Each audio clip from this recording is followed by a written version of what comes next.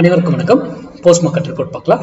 இன்னைக்கு நம்ம ஒரு ஸ்ட்ரைக்கு காலையிலே மார்க்கெட் ஓப்பன் ஆகிறதுக்கு முன்னாடியே எந்த ஸ்ட்ரைக் என்ன எப்படி நடந்தால் என்ன நடக்கிறதுக்கான வாய்ப்புகள் இருக்குது அப்படிங்கிறத பார்க்கலான்னு பார்த்தோம்.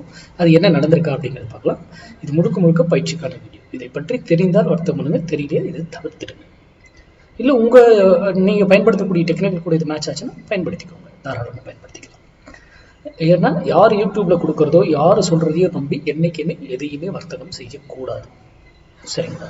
நீங்க தெரிந்து கொண்டு அதுக்கப்புறம் வர்த்தகம் பண்ண பாருங்க.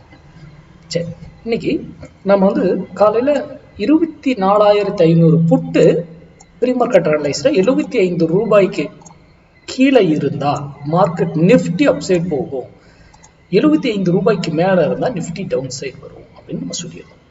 சரி, ஃபர்ஸ்ட் இங்க பாருங்க, இதெல்லாம் என்னங்க 75 ரூபாய்க்கு மேலதான் இருக்குங்க. அப்ப நிஃப்டி இறங்கி இருக்கணும் இல்லையா? கரெக்டா? அப்போ இதுதான் ட்ராப். மார்க்கெட்ல இந்த ஃபால்ஸ் இதுவே நம்மளுக்கு ஐடென்டிஃபை பண்ண தெரியணும். இந்த ஃபால்ஸ் எப்படி ஏன் ஃபால்ஸா மேல நின்று நம்மளை ட்ராப் பண்ணி ஏமாத்துறாங்க அப்படிங்கிறதுக்கு.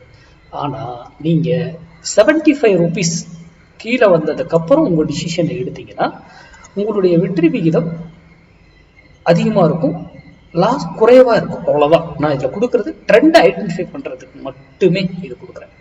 இந்த பிரைஸை வராம போனா எப்படி செய்யணும் என்ன, அது எல்லாமே நிறைய இருக்கு. ஏன்னா ஒரு ஸ்ட்ரைக்குக்கு இந்த ஒரு வேல்யூ மட்டும் கிடையாது, பல வேல்யூகள் இருக்கு. அதுல எந்தெந்த வேல்யூ இம்பார்ட்டன்ஸோ அந்த வேல்யூவை வைத்துதான். அதுக்கப்புறம் ஏன் இங்க இருந்து திரும்புது, ஏன் இங்க இருந்து போயிட்டு பாருங்க, இது ஸ்பைக் அடிச்சு எக்ஸாக்டா நம்ம 75 தான் டச் பண்ணி நிக்குது மார்க்கெட். அப்போ ஏன் இதெல்லாம் இந்த இது ஏன் இந்த இடத்துல நடந்தது, அதெல்லாம் நம்மளால ஐடென்டிஃபை பண்ண தெரியணும். ஏன் என்ன காரணங்கள் அப்படிங்கிறதுக்கு நீங்க ஓவரால் மார்க்கெட் இதுல இருந்து எல்லாமே நீங்க அப்சர்வ் பண்ணலாம். ஏன்னா மார்க்கெட்டுங்கிறது மேத்தமெட்டிக்கல் கணக்கு.